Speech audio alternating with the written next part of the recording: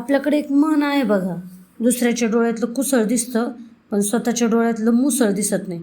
पण आजकाल एक नवीनच ट्रेंड सुरू झाला आहे. दुसऱ्याच्या डोळ्यातलं कुसळ बघून आपण स्वतःचे डोळे मिटून घेतोय. त्याचं लग्न मोडलं म्हणून मी लग्नच करणार नाही, तिचं करिअर बुडलं म्हणून मी तो मार्गच निवडणार नाही, त्यांना बिझनेसमध्ये तोटा झाला म्हणून मी नोकरीच केलेली बरी. हॅलो, काय चाललंय? दुसऱ्याचं आयुष्य तुमच्यासाठी धडा असू शकतं, पण ते तुमच्या आयुष्याचं भविष्य काय असू शकतं सांगा बरं. आज मनशक्ती नेटवर्कवर आपण याच मानसिकतेचा पर्दाफाश करणार आहोत. सायकोलॉजीमध्ये याला ऑब्झर्वेशनल लर्निंग किंवा जर्नलायझेशन म्हणतात. आपल्याला वाटतं की आपण सावध होतोय, पण खरं तर आपण दुसऱ्यांच्या भीतीमध्ये जगतोय.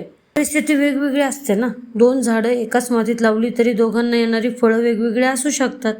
दुसऱ्याचं नातं आणि करिअर का फसलं या पाठीमागची कारणं, त्यांची मानसिकता, त्यांची परिस्थिती पूर्णपणे वेगळी असू शकते. आपण समोरच्याचं अपयश स्वतःच्या आयुष्यावर प्रोजेक्ट करतो आणि याच्यामुळे आपण जोखीम घेणं म्हणजे रिस्क टेकिंग सोडून देतो.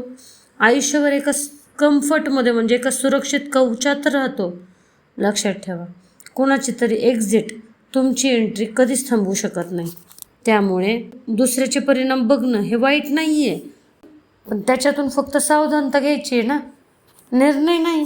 जर तुमचा मित्र अपघातात जखमी झाला तर तुम्ही गाडी चालवणं सोडता की हेल्मेट घालता? करिअर आणि नात्यांच्या बाबतीत पण हेच लागू केलं पाहिजे ना. आपण बऱ्याच वेळा दुसऱ्यांचे फक्त परिणाम बघतो, रिझल्ट्स बघतो, पण त्या परिणामापर्यंत पोहोचण्यासाठी त्यांनी केलेल्या चुका आपल्याला दिसत नाहीत. आपण काय करतो? आपण त्या चुकीतून शिकण्यापेक्षा आहे ना, तो अख्खा प्रवासच नको म्हणतो. ही तुमची प्रगल्भता चुकून पण नाही, ही तुमच्या मनाची कमकुवतपणा आहे बरं का. दुसऱ्याचा शेवट बघून तुमच्या सुरुवातीवर प्रश्नचिन्ह उभा अजिबात करू नका. थोडक्यात काय तर जग हे अनुभवांची प्रयोगशाळा आहे.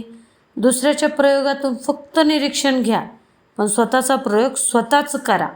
तुमच्या आयुष्याची स्क्रिप्ट दुसऱ्याच्या अपयशाच्या शाईने लिहू नका. काय वाटतंय तुम्हाला? तुम्ही सुद्धा दुसऱ्याचं बघून एखादा निर्णय बदललाय का? कमेंटमध्ये नक्की सांगा. सावध राहा हो, पण भीतीमुक्त जगायला विसरू नका.